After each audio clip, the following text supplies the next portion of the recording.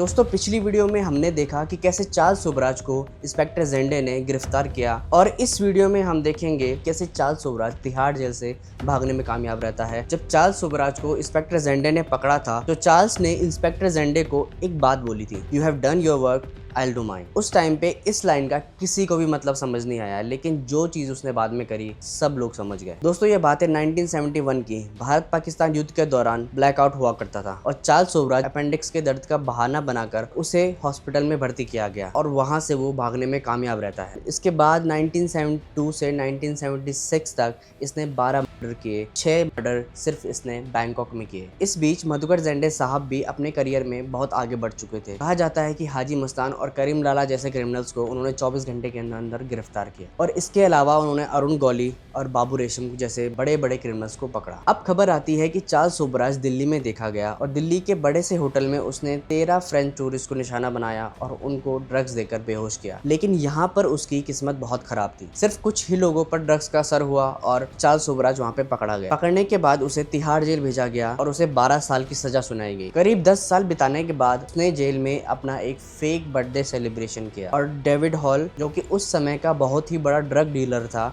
उसके साथ मिलकर मिठाई और केक्स में ड्रग्स देकर जेल के स्टाफ को बेहोश कर दिया और तिहाड़ जेल से भी भागने में वो कामयाब हो गया। जैसे ही मुंबई पुलिस को खबर मिलती है कि चार्ल्स सोबराज मुंबई में है तो चार्ल्स को पकड़ने का जिम्मा दिया जाता है इंस्पेक्टर जेंडे को। गोवा पहुंचते ही मधुकर जेंडे साहब को टिप मिलती है कि चार्ल्स सोबराज और डेविड हॉल एक मोटर बाइक जिसका नंबर GOR5490 है वो यूज कर रहे हैं। खबर मिलती है कि गोवा के एक रेस्टोरेंट ओ क्यूरियो में बहुत सारे फॉरेनर्स आते हैं और उनको वहाँ पे ISD कॉलिंग की फैसिलिटी मिलती है। तो जेंडे साहब को शक हुआ कि चार्ल्स भी यहाँ आ सकता है और वो उस रेस्टोरेंट की इंक्वायरी करने लगते हैं। बहुत दिनों तक कुछ भी हाथ नहीं आया था। एक दिन अचानक मधुकर जेंडे साहब को इंस्टिंक्ट आती है कि आज शायद चार्ल्स सोबराज वहाँ पे आ सकता है और हम उसे पकड़ सकते हैं और फिर वो अपनी टीम के साथ उस जगह पर पहुंच जाते हैं। काफी देर वेट करने के बाद पद्मिनी गाड़ी आती है और रेस्टोरेंट के बाहर रुकती है और वहाँ से 2 लोग हैट पहने हुए निकलते हैं और अपने टेबल पे बैठते हैं। जैसे ही मधुकर जेंडे साहब उसको देखते हैं वो समझ जाते हैं कि ये चार्ल्स सोबराज ही है,